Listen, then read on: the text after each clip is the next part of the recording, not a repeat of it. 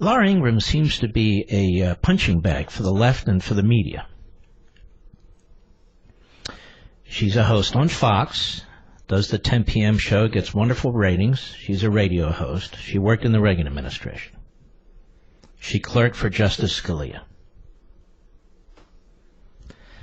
The efforts by the left to paint her as something she is not is an old Soviet trick. They go after Hannity, then they'll go after Carlson, then they go after Ingraham. But I want to address this. I want to show you how this works. This is the Huffington Post, which is a left-wing website rag, if you will. Here's the headline. Laura Ingraham distances herself from racist freak who agreed with her rant. Fox News host Laura Ingraham defended her controversial anti-immigrant comments on Thursday and disavowed the white nationalist and one racist freak who endorsed those remarks.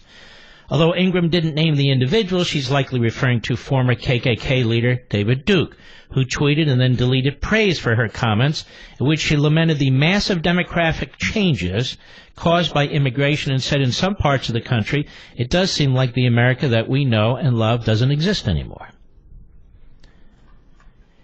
So by saying that statement, you see, Laura Ingraham is what? A white supremacist? A racist? And because a couple of nut jobs agree with her, then that means she is one of them? And this, of course, comes from our free press. From our free press. The left can't have it both ways. The left can't say on the one hand by 2044, I think it was Biden who said it, or Obama, that the minority will be the majority. Well, what does that mean? What does that mean? Or these ethnic front groups, which have as their purpose the quote-unquote reconquering of California and Texas and New Mexico and Arizona. We have open borders. Of course there's going to be a massive demographic change in this country. She's stating a fact. Of course communities are changing rapidly as a result of the open borders. That is a fact. Local school districts, local town councils and mayors, states are all having to deal with this. Having to find people who speak various languages. The left wants it both ways. They want people who vote to have the ballot in the language of 2, 3, 4, 5 different native tongues. Same with our schools. And then Laura Ingraham points out the obvious, and she must be a white supremacist of the sort of David Duke and the KKK. Is there anything whatsoever in her background that indicates that? Nothing. Nothing. So the goal here is to shut her down so she can't raise objections, so she can't talk about what she actually sees and notices. Of course there are demographic changes. There are demographic changes in Germany. Demographic changes in France. Demographic changes in England. Demographic changes in America. That's what immigration does. It creates demographic changes. The problem is, Huffington Post, is the lack of assimilation, which you object to, which you oppose. Assimilation. Embracing the principles of the founding of this country. Embracing our economic system. Because the left hates the founding of this country, the left hates our Constitution, and hates capitalism. And they show us every single day by celebrating the 28-year-old who won by 17, who got 17,000 votes in New York City and so forth. But of course there are massive demographic changes going on. More and more people don't speak English and don't want to speak English. Is that good? Are you a white supremacist for pointing it out? There are black people who point this out. There are Latinos who point this out. There are Asians who point it out. People of all backgrounds who point it out. You can't be a melting pot if you have 2, 3, 4, 5 different languages. I'm not talking about second languages. I'm talking about your primary language. And so this effort underway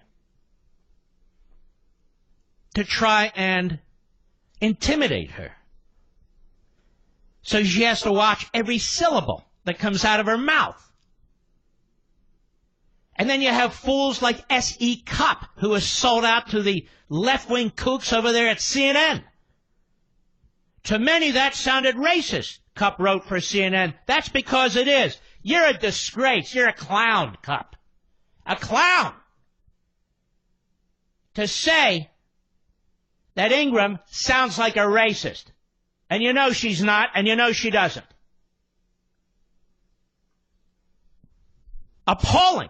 Absolutely appalling.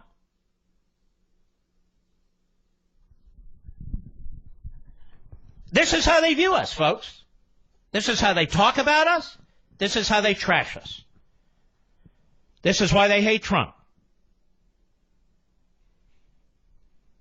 And they want to show you, you see, that they're better than Laura Ingraham. They're better than everybody out there. They're better than all of us. Because they don't think this way. They don't speak this way. So we must be racists for noticing the obvious, for wanting to secure our borders, for wanting to have immigration laws, for wanting assimilation, because we love our culture. We love we love our system. And people are fleeing their cultures and fleeing their systems, and they ought to assimilate into this country. This isn't new. This is as old as the country. You have to show allegiance to the country. We spend all our time talking about illegal aliens and foreigners coming into this country. And if you don't get in line and you don't walk in march step with the left, then they take shots at you. You must be a racist. Oh, well, David Duke agrees with you? David Duke agrees with you. Now, these are the same people who barely blinked when Keith Ellison, the number 2 man at the DNC who wanted to be the number 1 man, has spent part of his life working for Farrakhan. They don't say a damn thing about the anti-Semitic things this man said. They were perfectly happy with Obama and what he was doing to the state of Israel. Perfectly happy. No problem. And I could go on and on and on with the Democrats and the left. So you try and paint this woman as something you know she's not, to try and shut her down, to try and get her fired.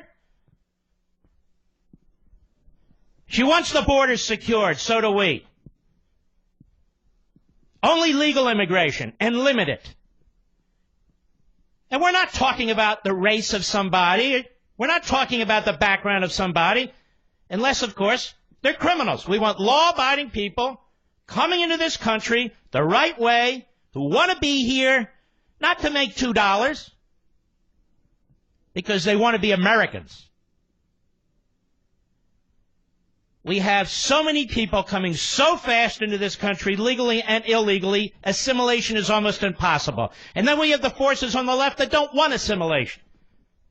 They want as many people, even born in America, as stupid and reliant on government as possible. As possible. It's just appalling seeing what they do to people. You hang in there, Laura. You got an army of millions behind you. We're not going to allow these statists with their tyrannical techniques and their totalitarian mindsets to shut us up. You didn't say anything wrong. You didn't say anything racist. And you shouldn't be intimidated either. We're not racists. Not in the least. We believe in freedom for everybody. That's why we support capitalism. That's why we support the Constitution. That's why we support the franchise, the legitimate franchise for legitimate voters. We're the ones who stand for individualism and freedom in a colorblind society, not you, S.E. Cupp. It's with the S.E. What the hell does that stand for anyway? Stupid? I'll be right back. Mark Levin.